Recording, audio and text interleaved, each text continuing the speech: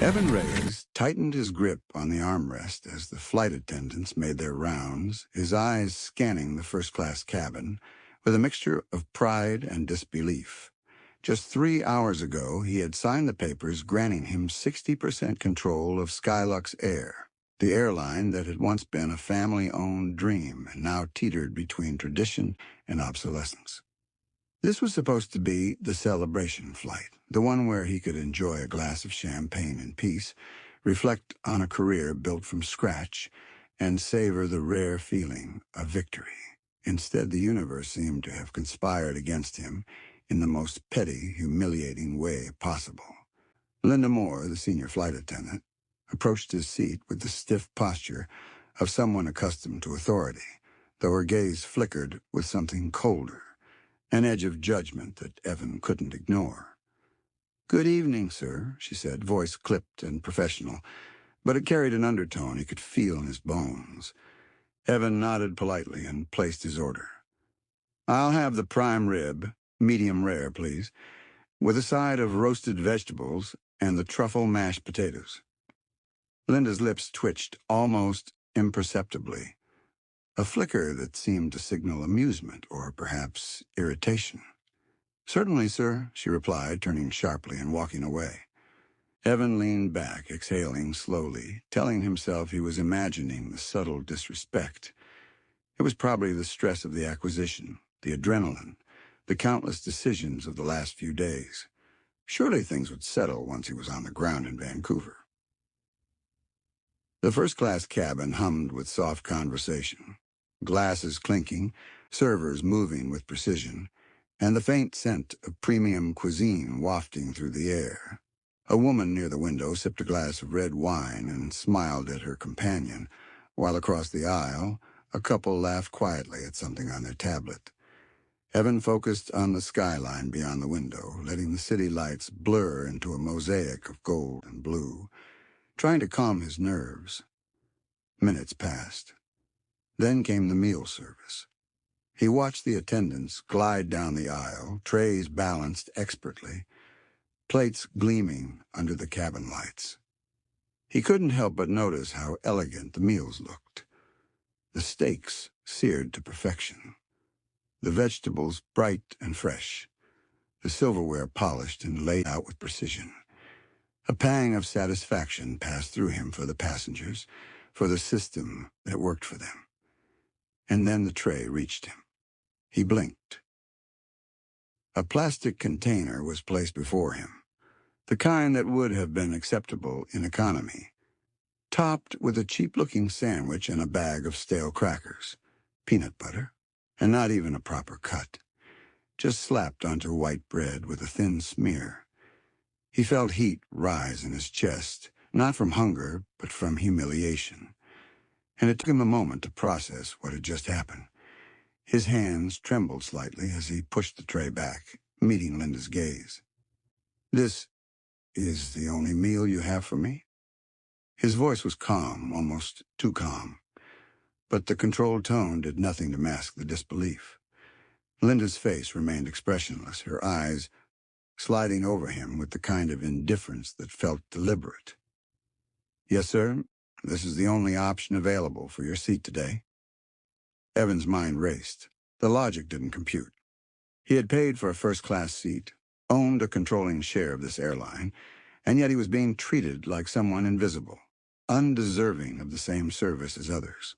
His stomach twisted, not from hunger, but from anger and disbelief mingled with a sense of deep, personal violation.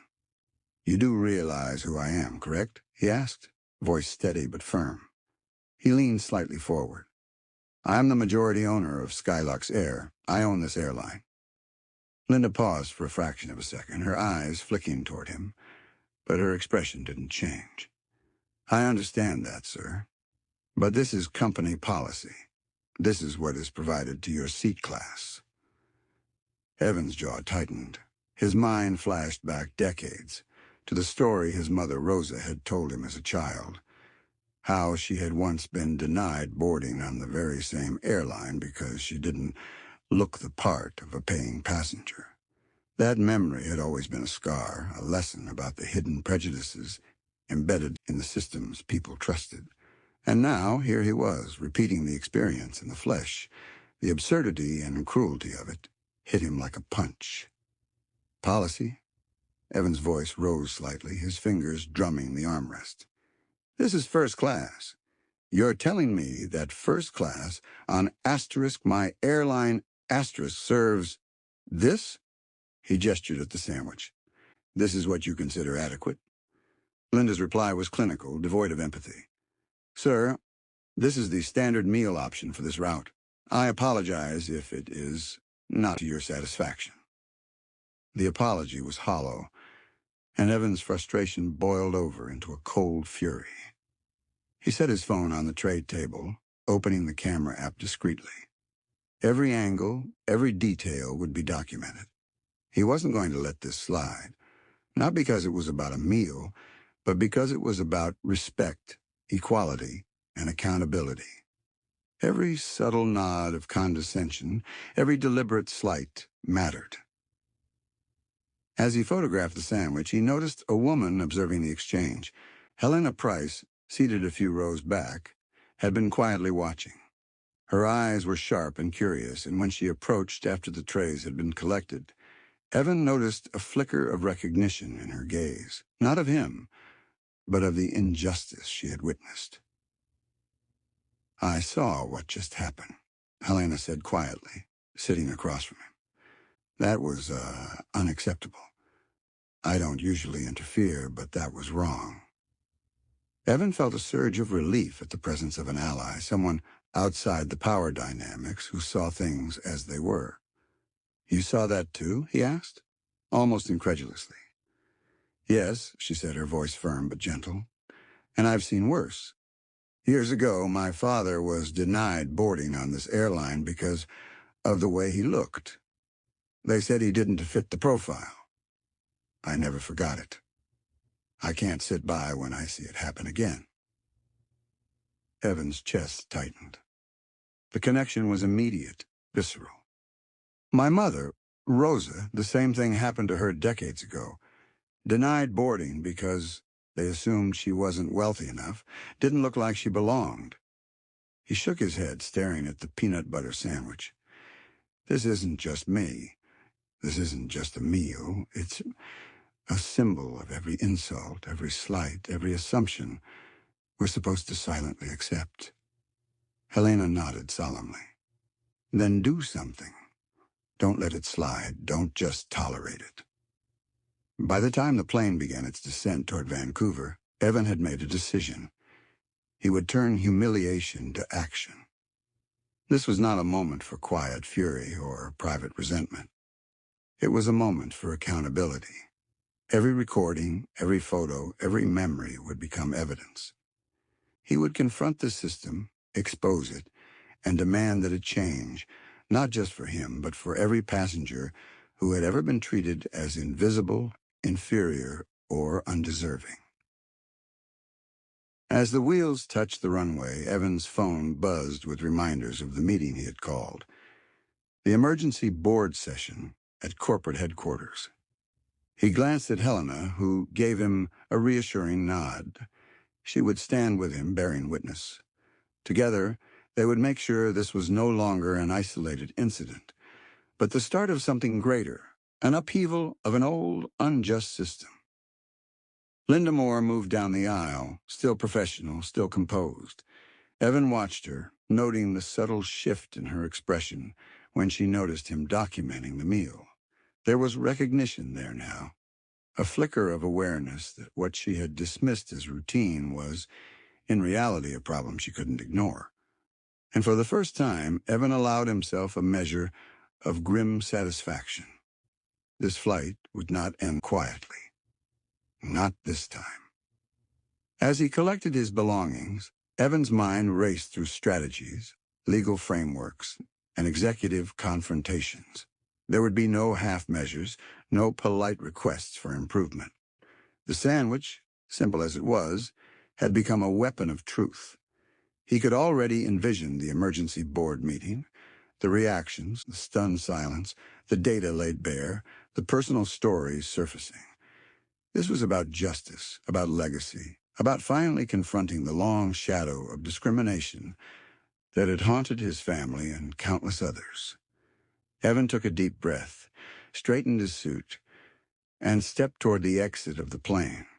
The air in Vancouver was crisp, carrying the scent of pine and urban life. He felt a strange mix of anger, determination, and clarity. Today, a simple meal had become the catalyst for something much larger. He would not let the airline, his employees, or the passengers continue to ignore the human dignity that had been denied for far too long. Helena fell into step beside him. "Ready?" she asked. Evan smiled, though it was tight and controlled, the kind of smile that hides fury beneath calm. "More than ever," he said. "Let's show them what respect actually looks like."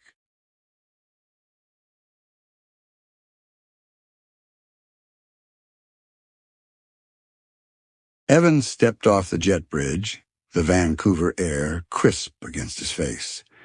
Every step toward the Skylux Air headquarters felt like walking into the arena of accountability. He had called an emergency board meeting, and this time, nothing would be polite, nothing would be ignored. Helena Price walked beside him, her presence steady, reassuring, a reminder that he was not alone in this fight. Inside the towering glass lobby, receptionists greeted him with polite smiles that seemed inconsequential, almost comical in the shadow of what had just happened. Evan ignored the usual pleasantries and strode to the executive elevators, Helena keeping pace behind him. The weight of every slight, every complaint filed and dismissed over the last decade bore down on him. He clenched his fists in his pockets, not out of anger toward Helena, but in preparation for the storm ahead. The boardroom door swung open, and Marcus Lynn, the CEO of Skylux Air, rose to greet him. Marcus was in his late 50s, immaculately dressed, radiating calm authority, or at least the illusion of it. "Evan, congratulations on the acquisition. I hope the flight was comfortable," Marcus said, voice smooth, but Evan immediately detected the subtle defensiveness beneath the surface. "Comfortable?" Evan repeated, holding up his phone, which displayed the image of the peanut butter sandwich. "This is what you call comfort in first class?" Marcus's face tightened ever so slightly, and he gestured for Evan to sit. "I'm sure there's some misunderstanding." "No misunderstanding," Evan interrupted, sliding the photo across the polished wood table. "This is not a misunderstanding. This is how my passengers, are treated. And not just today, not just me. This is systemic. I've reviewed the records. Over 1,100 complaints in the last 18 months alone, and only a handful were ever acted upon. That's not service. That's negligence. That's discrimination." The room fell into stunned silence. Several board members exchanged uncomfortable glances, papers rustling nervously. Evan noticed a few of them fidgeting with pens, avoiding eye contact, as if the evidence itself burned too brightly to face directly. Linda Moore, the flight attendant from the flight, was ushered in at Evan's request. She stepped into the room cautiously, the stiffness in her posture betraying her nerves.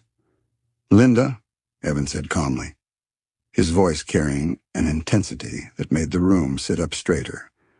"Do you understand why you're here?" Linda swallowed, her lips trembling slightly. "Yeah, sir, I understand." "Do you?" Evan pressed. "Because I want everyone in this room to understand. This isn't just a sandwich. This is a symbol of every assumption, every judgment, every passenger dismissed as less than. This is about respect, about accountability, about the culture of this airline." Helena leaned slightly forward, her eyes sharp. "He's right. I witnessed it. And I've witnessed similar incidents for decades. This isn't isolated. It's systemic. And it needs to stop." Marcus Lynn cleared his throat, attempting to regain composure. "Evan, Don't," Evan snapped, cutting him off. His tone was measured, but carried a steel edge. "Don't excuse this. Don't apologize vaguely and move on. We're not doing that anymore. Not on my airline. I want to know exactly why this happened, who decided that first-class passengers like me, or anyone who looks different, deserve to be treated this way. And more importantly, I want a plan to fix it. Now. A young executive named Julian spoke up nervously. Sir, these are just the standard protocols. Meals are assigned according to route availability and class. Evan slammed his hand on the table, making the glasses rattle. Protocols? You call a peanut butter sandwich in first class a protocol? This is human decency, Julian. You call it protocol? Do you understand that people's dignity is at stake here? Linda Moore's shoulders sagged as the full weight of the room's attention pressed down on her. Evan fixed his gaze on her, not accusing but demanding honesty. Linda, you served that sandwich knowing it was substandard. Why? Her voice was barely above a whisper. I followed procedure. That's all I've ever known. I didn't think it was wrong at the time. I didn't realize. Evan leaned back slightly, letting his frustration give way to a calmer, more deliberate tone. This is exactly the problem. You didn't think. You didn't question. You didn't consider the human impact. And that mindset has allowed discrimination, bias, and neglect to persist in this airline for decades. Helena nodded, her voice firm. And it's not just the employees. The culture comes from the top. Decisions made here shape how passengers and staff are treated. It's systemic. That's why it needs to change, starting now. Marcus shifted in his chair, finally breaking his stoic demeanor. Evan, I admit, we've had oversights in the past. Complaints were mishandled. I take responsibility for that. But you need to understand, this is a large organization. Changes take time. Evan's eyes narrowed. Time? Time is what allowed my mother to be humiliated decades ago. Time is what allowed thousands of passengers to feel invisible, dismissed, disrespected. No, I will not wait for bureaucracy to slowly implement change while people suffer. The room went quiet again. Evan's words had gravity. They weren't just accusations. They were a challenge, a call to action. He opened his laptop and projected a spreadsheet on the wall. 1,147 complaints of racial or ethnic discrimination over the last 18 months. Only 9 cases investigated. Less than 1% action. Julian's jaw dropped. Marcus exhaled slowly, running a hand over his forehead. Linda's eyes widened in shame. Helena leaned forward, her expression unwavering. Evan continued, voice steady, piercing through the tension. I don't want excuses. I want accountability. I want training implemented immediately. I want a passenger advocacy department reporting directly to me. I want service protocols rewritten, diversity metrics included in executive reviews, and I want every employee aware that discriminatory behavior has consequences. Linda looked at him, teary-eyed, and spoke quietly. I don't know if I can do all of that. Evan's tone softened. The fire in his eyes tempered by a measure of empathy. You can, because you know what you did was wrong, because you're capable of change.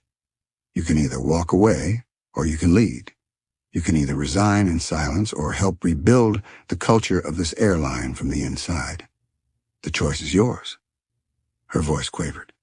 I want to stay. I want to help. I want to make this right. A small, almost imperceptible smile crossed Evan's face. Then you will. And you'll be accountable every step of the way. No more shortcuts, no more assumptions. Every passenger deserves respect. Every employee deserves clarity on what is expected. And every executive, including you, Marcus, will be measured not just on profit, but on culture and accountability. Marcus swallowed, nodding slowly. Understood. I will lead this change. I will incorporate these metrics. I see now how serious this is." Evan leaned back, taking a slow breath. The storm had only just begun, but the first waves of change had been set into motion. He closed his laptop and looked around the room. The air was thick with tension, but also with a new understanding. Everyone knew this wasn't just another meeting. This was a reckoning. Helena spoke softly, almost to herself, but loud enough for Evan to hear. "It's about time someone stood up." Evan nodded. "And we'll keep standing until it becomes the norm, not the exception. This is just the beginning." The peanut butter sandwich, small and seemingly insignificant, sat on the polished table between them. Evan looked at it, feeling a mixture of anger, vindication, and hope. What had been an instrument of humiliation had now become a symbol of the fight for dignity and respect. As the boardroom emptied, Evan remained seated for a moment, letting the gravity of the conversation sink in. He knew the hard work was just beginning, implementing the reforms, ensuring compliance, changing a culture resistant to change. But he also knew that with every honest conversation, every committed employee, every system updated, he was moving closer to an airline that reflected the values he and his mother had always believed in. He turned to Helena as they exited the room. "Ready for the next steps?" She smiled, confident. "More than ever. Let's make sure this doesn't just stop here." Evan's chest tightened. Not with fear, not with hesitation, but with resolve.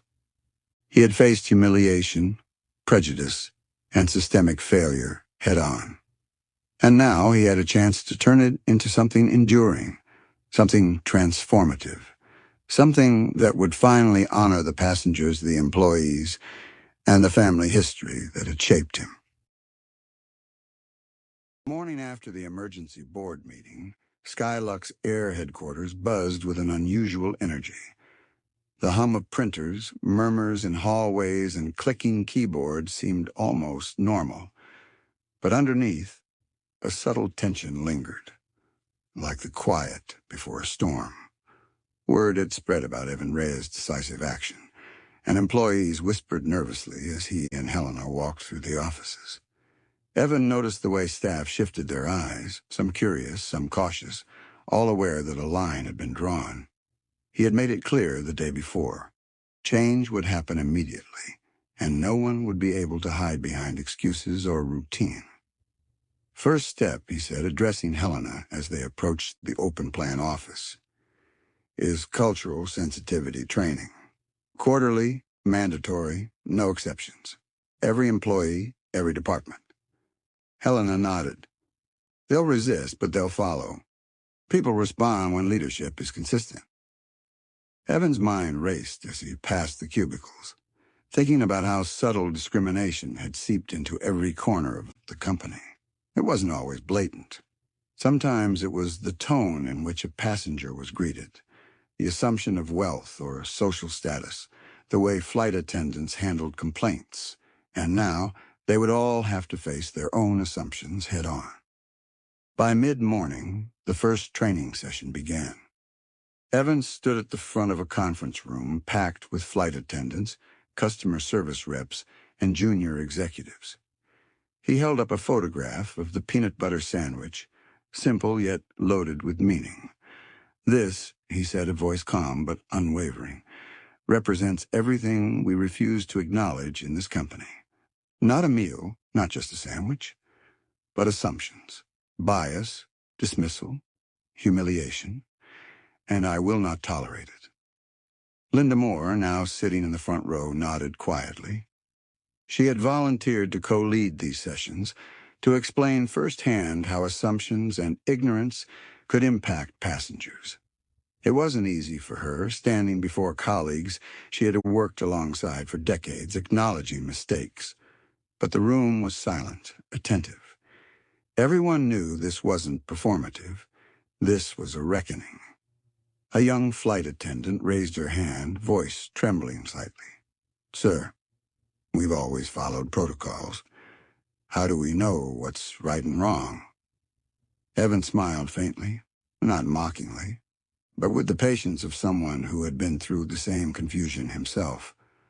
By paying attention, by listening, by seeing people as humans, not as checkboxes, not as classes, not as assumptions. Protocols are guidelines. Respect is non-negotiable. Helena took over, guiding the staff through real-life scenarios illustrating subtle discrimination and prompting reflection. Employees hesitated, laughed nervously, some visibly uncomfortable, as they realized how often they had unconsciously contributed to the problem. Evan watched, feeling a mixture of satisfaction and sadness. It was hard to confront systemic bias, but necessary. Meanwhile, Evan had set up the passenger advocacy department, personally reviewing the first reports that came in. Complaints that previously would have been filed and forgotten were now flagged for immediate attention. One report came from a passenger who had felt dismissed by a ground agent during check-in. Evan called the agent personally, asking for a detailed account. Then he called the passenger, sincerely apologizing and explaining the new procedures. The exchange lasted nearly 30 minutes, and when it ended, both parties were moved. The power of acknowledgement, Evan realized, was immeasurable. Helena stayed close, guiding him through the first week. They walked the halls, observed interactions, and sometimes interrupted them. Evan found himself stepping into training sessions, speaking directly to employees, recounting personal stories about his mother Rose's experiences at the very airport where she had once been denied boarding. He didn't shy away from emotion. Tears would sometimes catch in his voice, and employees noticed, realizing the personal stakes behind corporate policy. Late one afternoon, he met with Marcus Lynn privately. "I underestimated this," Marcus admitted, running a hand over his forehead. "I thought acknowledgement was enough. I thought policies were enough. But you forced me to see it differently, and I won't fail again." Evan studied him, weighing the sincerity in his tone. "It's not just about policies, Marcus. It's about culture. You can write all the rules you want, but if the mindset doesn't change, nothing changes." Marcus nodded, a rare humility in his expression. "Understood. I'll commit to this. I'll be measured on it, tracked on it. No excuses." The following days brought waves of small victories and challenges. Flight attendants approached Evan, seeking advice, confessing small oversights they had never thought of as serious. He met with the catering manager, overhauling the menu protocols to ensure all passengers received meals reflecting their tickets, not assumptions about who they were. He visited the maintenance team, the customer service center, even the call center, emphasizing respect at every touch point. But not everything was smooth. Some employees resisted. Some whispered behind doors, questioning his methods, his authority. A few executives privately grumbled that his reforms were too strict, too immediate. Evan had anticipated this. He met with them one by one. "This isn't about comfort. This isn't about convenience. This is about integrity. Your personal opinions on pace don't matter. The passenger's experience does. The employee's dignity does." Meanwhile, the story of the peanut butter sandwich began circulating internally, not as gossip, but as a symbol. People referred to it in training sessions, in team meetings, as a reminder that small oversights could have enormous consequences. Evan often caught himself smiling wryly at the irony. A cheap sandwich had sparked one of the most significant cultural shifts in the airline's history. Even Helena noticed the change. "It's happening," she said one morning as they observed a training session. "People are listening. They're thinking differently." Evan nodded. "It's a start, but change doesn't happen overnight. We have to make sure this sticks." He thought about the long-term plan. Quarterly reviews, tracking diversity metrics, ensuring complaints were resolved efficiently, and that employees were recognized for empathetic service. But most of all, he thought about the passengers, the ones who had been dismissed, overlooked, humiliated. He envisioned Rosa standing in line decades ago, the fear and embarrassment etched on her face. That memory fueled him every day, a reminder that the work was personal and the stakes were real. One evening, as he prepared to leave the office, Linda approached him. "Sir, I just wanted to say thank you for giving me a chance to make this right. I feel responsible, and I feel like I can do better." Evan smiled, a small but genuine expression. "You will, and not just for yourself, for every passenger who's ever felt invisible on this airline. That's why we do this. That's why it matters." As he walked to the elevator, he reflected on the transformation. It wasn't just the policies, or the metrics, or even the training. It was the awareness, the acknowledgement that everyone, from the CEO to the newest flight attendant, had a responsibility to see people fully, without assumptions.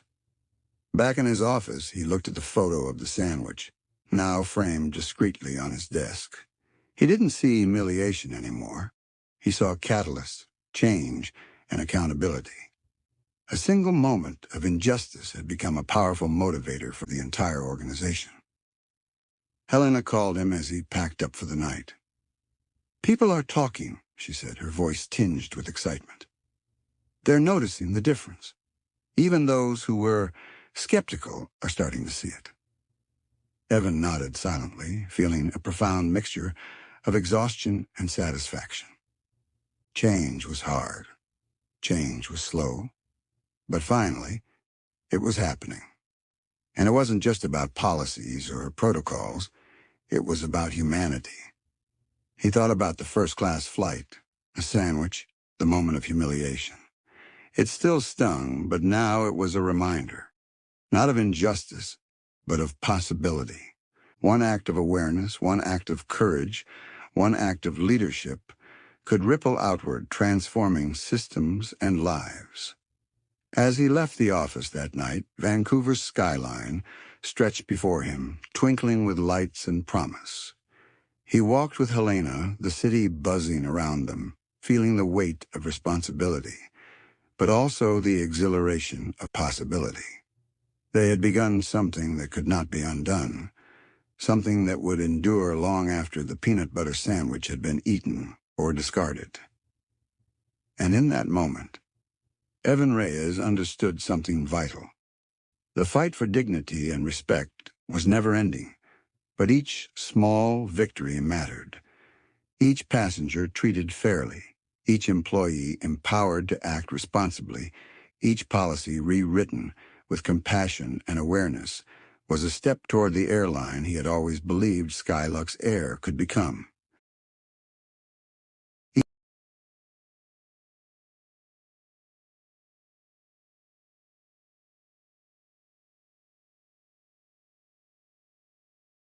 Weeks passed, and the changes Evan had initiated began to ripple across Skylux Air. The airline felt different, though it wasn't just about new policies or procedural reforms. It was about awareness. Employees walked a little taller, engaged differently with passengers, and questioned assumptions they had never noticed before. Evan walked through the main terminal one morning, observing the first group of passengers being assisted by newly trained attendants. He noticed subtle differences.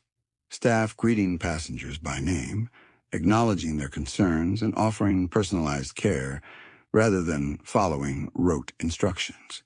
Even small gestures, a genuine smile, a thoughtful explanation, felt revolutionary. A family approached the desk, frustrated by a delayed flight. Previously, this could have escalated into a tense argument. But the attendant, trained under Evan's new protocols, handled it calmly, offering alternatives and listening attentively. The family left smiling, visibly relieved. Evan felt a surge of satisfaction, mixed with humility. Change was not just corporate. It was tangible. Back at headquarters, Helena briefed Evan On the first month of the Passenger Advocacy Department. We've already resolved more cases than were addressed in the last year combined, she said. Passengers are noticing, and word is spreading. There's momentum, Evan. Evan nodded, his mind on the journey that had brought them here. The peanut butter sandwich, once a symbol of humiliation, had transformed into a symbol of accountability and opportunity. He remembered the moment it had landed on his tray in first class. The disbelief, the quiet rage, the recognition of history repeating itself. It had been the spark. Do you ever think about how small things can have such a big impact? Helen asked, watching him review the monthly reports. All the time, Evan replied. Sometimes it's a sandwich, sometimes a word, sometimes a decision made without thought.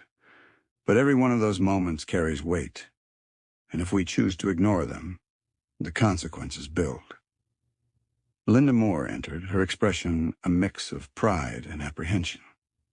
Sir, I just finished the training session with the new recruits. I think it's working. They're engaged, asking questions, reflecting on how they interact with passengers. Evan smiled warmly. That's exactly why I asked you to lead it. You understand firsthand what needs to change, and the fact that you're willing to guide others through it, that's leadership. That's courage. She hesitated, then spoke softly, almost to herself. I never thought I could make a difference. Not really, but now I see that even small actions matter. Evan placed a hand gently on her shoulder. They always do, and now this airline will reflect that every single day. That evening, Evan sat in his office reviewing correspondence from passengers who had been affected by the new policies. One letter in particular caught his attention. A young woman writing about how, for the first time, she felt seen and respected on a flight. How a simple acknowledgement had restored her faith in travel. Evan felt a lump in his throat. It was moments like these that validated every long hour, every confrontation, every uncomfortable conversation. Helena joined him quietly, leaning against the doorframe. You know, she said, you didn't just change policies. You changed hearts. Evan looked at the framed photograph of the sandwich on his desk. It was almost ironic now. How a simple, cheap meal had catalyzed transformation at the highest level of an airline. It's strange, he said softly, how humiliation can become a catalyst for growth. How injustice, when faced head-on, can lead to something better. Helena smiled. You faced it, Evan. And now everyone else is following. The next morning, Evan returned to the same terminal where he had first watched the airline's culture begin to shift. He observed a young flight attendant interacting with a passenger who looked nervous and unsure. The attendant knelt slightly, spoke softly, offered reassurance. Evan felt a surge of hope. This was tangible, visible progress. Later that day, he convened a small reflection session with Helena and Linda. We've made progress, Evan began. But we can't stop here. Change isn't a project with a deadline. It's continuous. Every flight, every interaction, every decision matters. Linda nodded, her eyes bright. We understand. And we're committed. I feel like we're actually making Skylux Air a place where respect isn't optional. It's expected, Helen added, and it's contagious. Employees are noticing, passengers are noticing. Even the executives are changing how they think. This is bigger than any one of us. Evan leaned back, allowing himself a rare moment of reflection. He thought about Rosa, his mother, and the humiliation she had endured decades ago. He thought about the thousands of passengers who had felt dismissed or invisible, and he realized that the peanut butter sandwich, while small, had become a monument to accountability, awareness, and change. A few weeks later, Evan attended a ceremonial flight celebrating the first fully integrated service under the new protocols. Every detail had been adjusted. Meals plated with care, staff trained to observe and engage respectfully, passengers addressed personally. As he watched the crew interact seamlessly, he felt a deep sense of pride and responsibility. During the flight, Helena leaned over. "Look at them," she whispered. "This is what you started." Evan smiled, his heart full. "Not just me, all of us. Everyone willing to see the problem and work to fix it. That's the point." A passenger approached. A young man in his 20s, smiling nervously. "Excuse me. I just wanted to say thank you. I've flown many airlines, but this is different. I felt respected. Really respected. Makes a huge difference." Evan's eyes glistened. "Thank you," he said sincerely. "That's why we do it. Every passenger deserves dignity. Every interaction matters." As the plane touched down, Evan thought about the journey. The humiliation, the confrontation, the reforms, the moments of doubt, the victories. He realized that transformation was messy, uncomfortable, and sometimes slow, but it was worth every step. Later, he and Helena walked through the terminal together, watching passengers board and disembark. The city lights reflected off the windows, the hum of activity a constant reminder that life moved forward. And with every passenger treated fairly, every employee empowered to act responsibly, Evan knew the airline had shifted into a new era. He paused, taking a deep breath, and said softly, more to himself than anyone else, "Change begins with courage. And sometimes it begins with a sandwich." Helena laughed quietly. Who would have thought? Evan smiled, feeling a mixture of humor, relief, and hope. The smallest things can ignite the biggest changes, and today we've set that change in motion. As they walked toward the exit, Evan felt a sense of closure, not finality, but fulfillment. The airline had been transformed, the culture challenged, and the message clear. Dignity, respect, and accountability are non-negotiable. And as he glanced at the bustling terminal, he realized that every passenger, every interaction, and every flight carried the potential for transformation. The story of the cheap sandwich would linger, not as a mark of humiliation, but as a symbol of accountability, courage, and the power to create real change, one flight at a time. And in that moment, Evan Reyes understood. Leadership was not about authority. It was about courage, vision, and the relentless pursuit of what was right, even when it began with something as small as a peanut butter sandwich.